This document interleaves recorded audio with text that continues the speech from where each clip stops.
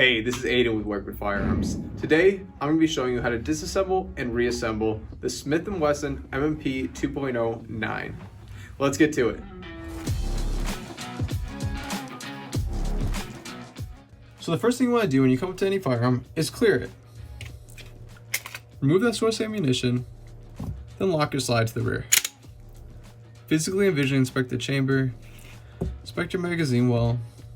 One last time, physically and visually inspect that chamber. Alright, your firearm's clear. Now I'm going to show you two different methods when disassembling this firearm. The first method is using that frame tool. Frame tool is located in the frame of your firearm. You can rotate it and pull on it. It'll come right out. Now your frame tool is meant for disassembling your firearm and even punching out roll pins if you're doing a deep disassembly. From here, I'm going to lock my slide to the rear. Once I've locked my slide to the rear, I'm then going to rotate my takedown lever to the 6 o'clock position. Now, from here, I'm going to take my frame tool, I'm going to put it inside the frame of my firearm and depress the sear deactivation lever, which is inside of your firearm painted yellow. Once I depress the sear deactivation lever, I can actually press down on my slide stop while riding the slide forward. My slide will come right off. So that is the first method. Now from here, I'm going to work on the slide. I'm going to remove my recoil spring. I'll remove my barrel.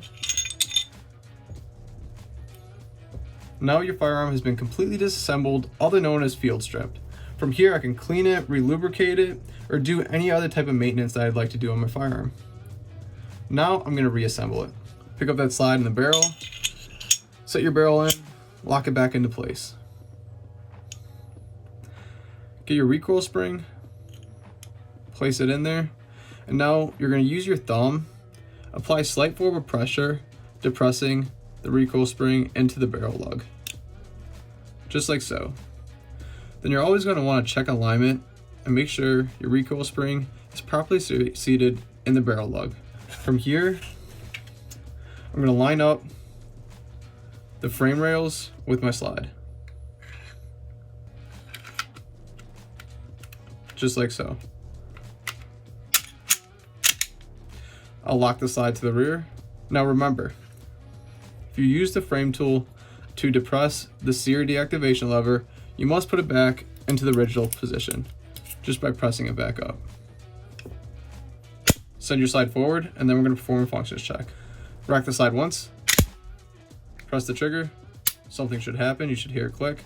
Now hold the trigger to the rear and rack the slide a second time. Slowly release and you should listen for the reset. Now, I'll show you the second way to disassemble this firearm. Not using the frame tool, you just put that right back inside the frame. What you can do is clear your firearm always, lock the slide to the rear.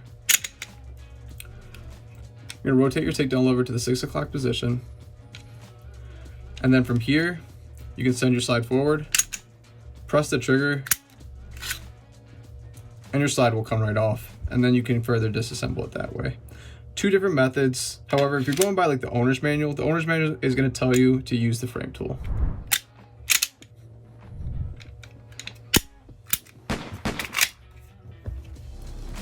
Thank you.